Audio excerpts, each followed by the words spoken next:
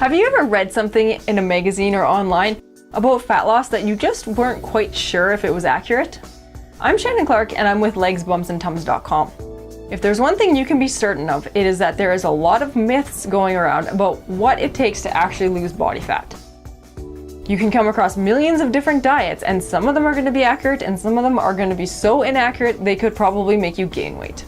Today we're going to help give you some information about what these myths are that you need to be worried about and how you can overcome them. A lot of women get caught up in believing these myths, and unfortunately it can cost them pretty much all of their results, and they could end up gaining weight rather than losing weight, feeling completely frustrated and then just throw in the towel altogether. So the first of the myths that I want to talk to you about is eating before bed. We've all heard it before. If you eat before bed, it's going to turn straight into body fat and you're basically just hindering the whole process. The truth of the matter is that it's not so much whether or not you eat before bed or not, it's what you're eating and how much you're eating it.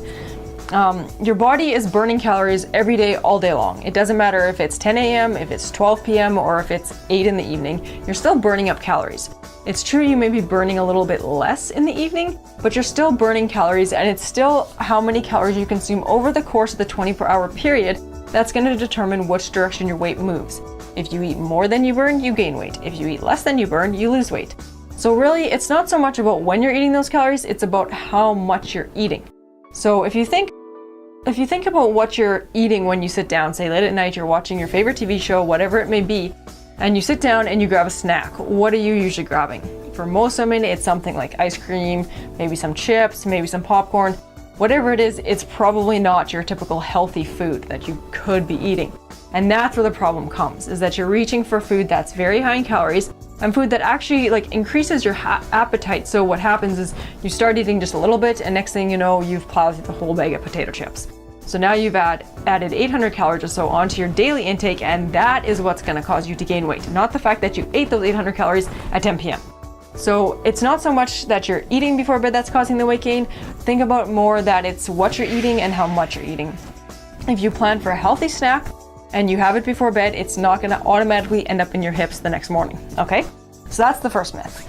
The second myth is the whole meal frequency myth. This is something that I see time and time again. You hear women, oh, I have to eat every 3 hours, I'm going to have 6 meals a day, and my metabolism is going to go through the roof.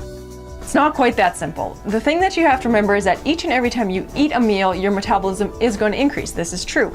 It increases in direct proportion to how many calories you eat. So if you say ate a meal that had 600 calories, your metabolism is going to increase this much. If you have a meal that's say 300 calories, it's going to only increase this much. So if you have say 6 meals of 300 calories, you get this big of a calorie increase. If you have 3 meals of 600 calories, it's the same increase. The point I'm trying to make is that at the end of the day, it doesn't matter how many meals you have, it more matters how many calories you eat. Again, it's how many calories you eat determines how much of that metabolic boost you have. So try not to stress yourself out so much over that whole meal frequency thing. If you're someone who just hates eating that often in the day and you get busy and you forget to eat and you just are like, oh, I hate this diet, I'm always eating, don't stress. You know what? Have your 3 meals a day. If it helps you stick with the diet, you're going to see 10 times better results. There isn't that big of a metabolic boost that you're getting because you're eating that much more frequent meals throughout the day. So that's myth 2. The third myth is the myth that doing more exercise is going to lead to faster results. I see so many women making this mistake again. They go into the gym 7 days a week, they're doing super high intensity workouts every single day, and they're like, I'm going to see the best weight loss results possible. Again, that's not completely true. The problem is your body needs that recovery time to repair itself from the damage that you're causing it. And if you're doing that many workouts that are so high intensity, you're just not giving it that time. And instead of getting stronger and getting more lean muscle mass and looking better, you're just going to lose muscle mass. You might even gain some body fat. You're going to be tired, and those workouts are just going to be suboptimal anyway. So more exercise does not mean better results. Better exercise with rest is going to be what leads to better results. So keep that in mind. Make your workouts really hard and intense, but then give your body the time it needs to relax and recover. So those are 3 of the biggest myths that I want you to keep in mind as you go about your weight loss process, and make sure you aren't falling for them. I'm Shannon Clark and I'm with Bums and Tums.com. Make sure you come back regularly, as we've always got new information coming out about what's going to help you succeed with your goal of weight loss.